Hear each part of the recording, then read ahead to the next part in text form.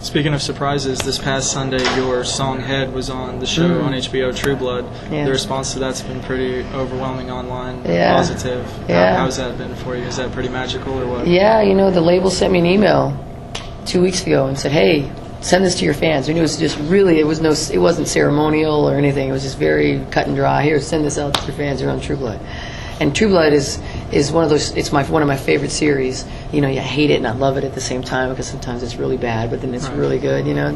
So, but it's just it's fantastic. It's one of the few places you can actually find a place of that intertwines mythology and ancient history and vampires and sex and violence all in one place. It's very cool. And women are very powerful on that role and on that show. And I don't know. I was blown away by it. I didn't know where they were going to put the song. So I'm watching the episode, and I'm thinking like, okay, it's probably just going to be in the background, at the bar, or in somebody's car, And then the guy's driving in the truck, and I hear it, and I said, okay, well there it is. Well, that's nice. That's very cool. And it just keeps going. And then there's the baby vampire, killing the werewolf, and it just keeps going. And then there's the big, seductive scene between Bill and Sookie, and I'm standing up now, just screaming like, holy. Great, and then it goes off into the end credits, and I just was still kind of I'm obviously a little giddy and a little bit in awe of the whole thing. I never, in my wildest dreams, would have ever thought that I would be a part of something like that, And then as silly as that sounds, I still get excited when I hear our song on the radio, even though I can put it on anytime, with iTunes. Just knowing that someone else is playing it, that other people are sharing this moment with me, is something I never thought possible. I never thought anything that I ever would have created would have ever left the tiny little world of violence that I was propagated in, that I was nourished in. I never thought I'd be here talking to you. I have a very strong work ethic, and I put a lot towards that, and I think. Opportunity or luck is just being prepared when the opportunity comes, and we were just prepared when the opportunity came, and again, still very proud. And again, that was something Victory did for us, and again, another place that if I would have probably gone to Capitol, I would have had to have gone and said, hey, why don't you try to get us on True Blood? And I didn't have to do that. Victory they did it, so it's great to work with people that get it, Yeah. You're pretty infamous in your hatred, I guess I would say, for Sarah Palin.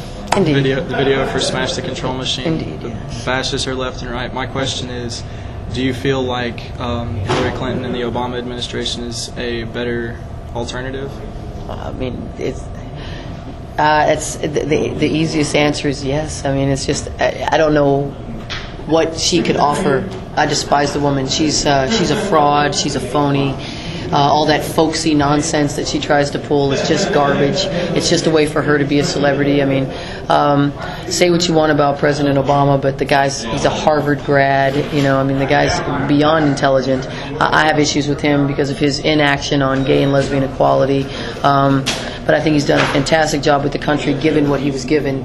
Basically a shack that was falling apart, falling to pieces, being held up by termites, and he's actually bringing us back up out of that. Maybe he's not doing it the way that a lot of the progressives have done, because the man's a centrist. He's not a liberal. A lot of everybody, on the Glenn Beck and all his nonsense, and Rush Limbaugh and all those idiots.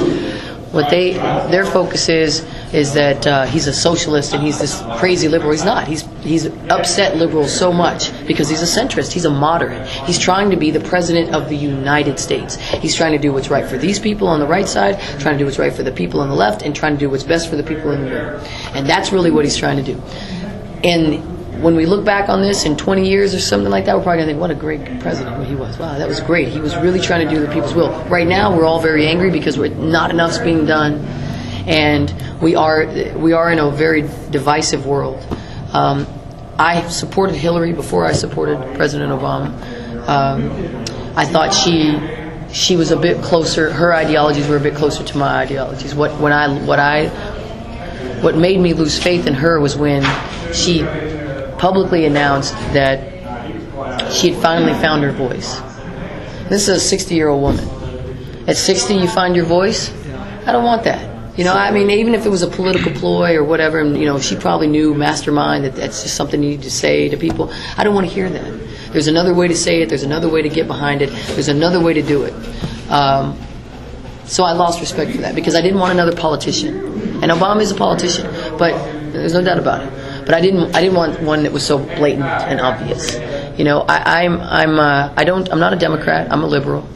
I'm a progressive, whatever they want to say, whatever the proper nomenclature is these days. But so I don't really stand for everything the Democratic Party does. I know I'm a pragmatist. I know that Washington D.C. is one of the most corrupt places on the planet. It just is. That's how things work, though. You know, and anybody that doesn't know that that's how it works in the professional world too, then you're going to be naive for the rest of your life. You know, go sit in a board meeting anywhere in the country, even in a record company. Sit with the people and watch the deals being made. Someone's gonna sell somebody else out in order for the greater good, and that's just the way it happens. Okay, so you got to look at lesser of two evils, and that's just the way it's always going to be. It's the way it was in Rome, and when they first founded the Senate, based on the ancient Etruscans, to what Julius Caesar would have to do on down through the line, you know, and before that with Aurelius and so forth, and now that we have our democratic republic. Hi. Excuse me. Hello. Yes. Keep everybody a little quiet. We're doing a radio interview. Yes, ma'am. I appreciate it. Thanks, guys.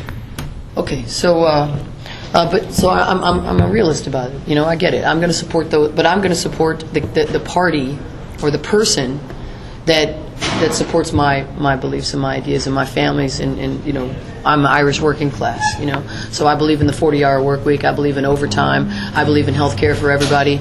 I believe in universal health care. I'd rather my tax dollars go to help out somebody who's out of work or who's down on their luck or who just can't afford something, afford a doctor, than go to Blackwater or any of these other, you know, massive weapons companies who basically just continue to steal our money and make faulty weapons that don't help any of our soldiers anyway.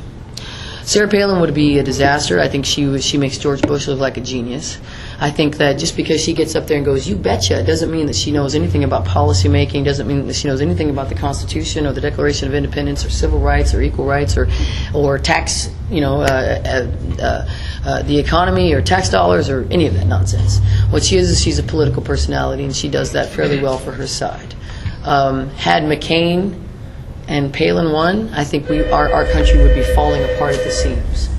I think that there would already be articles of impeachment being filed, and we would be, you know, we'd be in so much trouble. And I fear, actually, I don't fear. I hope she runs for the Republican ticket, because I'll let her stand up in the debates this time, because she didn't have to debate last time except for one little debate where she just was ridiculously awful. I'll let her debate Romney. I'll let her debate all these other guys that are going to be running who actually know what they're doing, who actually have, you know, the experience for the job description. I'll let her stand up there with them, and she can talk about, you know, pit bull moms and grizzly bear moms and all these silly things, but let her talk about actual policy, because that's where we're at now. You know, I don't want to watch a movie anymore about a doctor. I want to see a doctor. You know, I don't want any more illusions. I don't care. You know, our country's we're such a strange species here. We want it all in one package. We want our political leaders to look like rock stars, but yet they have to be brilliant and smart and of the working class and all these things. But that's not the reality. If that's the reality, Dennis Kucinich would be president.